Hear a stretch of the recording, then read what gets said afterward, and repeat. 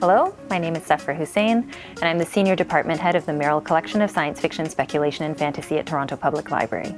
So the Merril Collection was founded in 1970 through a generous donation of personal items from Judith Merril herself. Judith Merril was a prominent female science fiction writer and editor. She donated about 5,000 items of her personal collection to start what was then called the Spaced Out Library and was later renamed the Merril Collection of Science Fiction, Speculation and Fantasy in her honor. The collection has grown today to about 80,000 items, and we're growing constantly. We have books, periodicals, pulps, art, graphic novels, one of the world's largest, or possibly the world's largest collection of role-playing games. We actively collect Canadian content, and we actually also have a lot of French-Canadian content and French language content.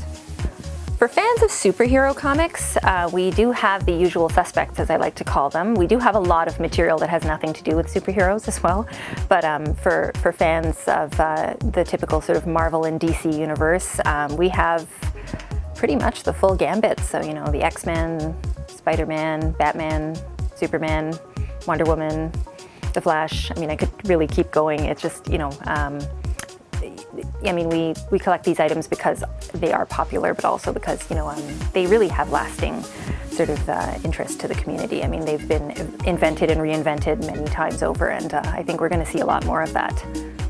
We do have about 5,000 graphic novels in the collection, and in terms of what might be unique about the Canadian authors or illustrators or artists, I don't know that it differs significantly from those from other countries.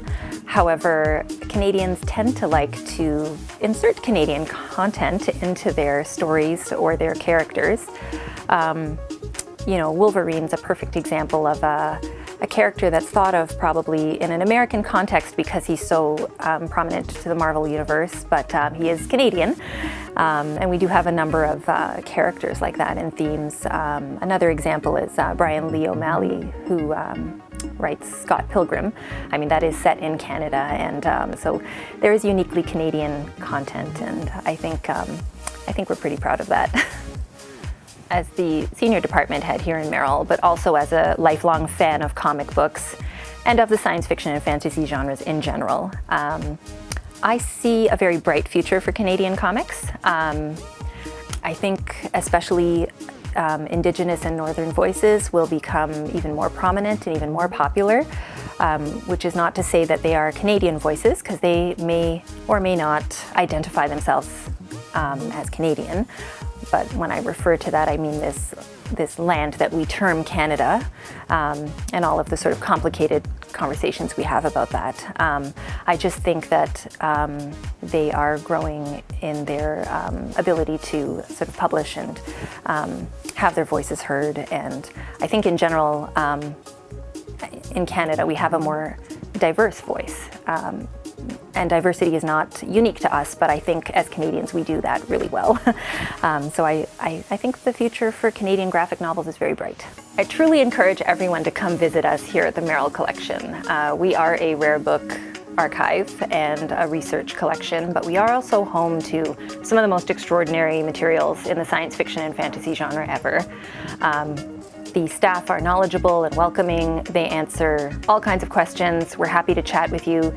Maybe you just want to know what to read next in the series. Maybe you've read everything and want more suggestions. Maybe you just want to talk with us about the kinds of materials you like. Whatever it is, we really do have something for everyone. We're located centrally. We're on the 3rd floor of the Lillian H branch, and we'd love to see you.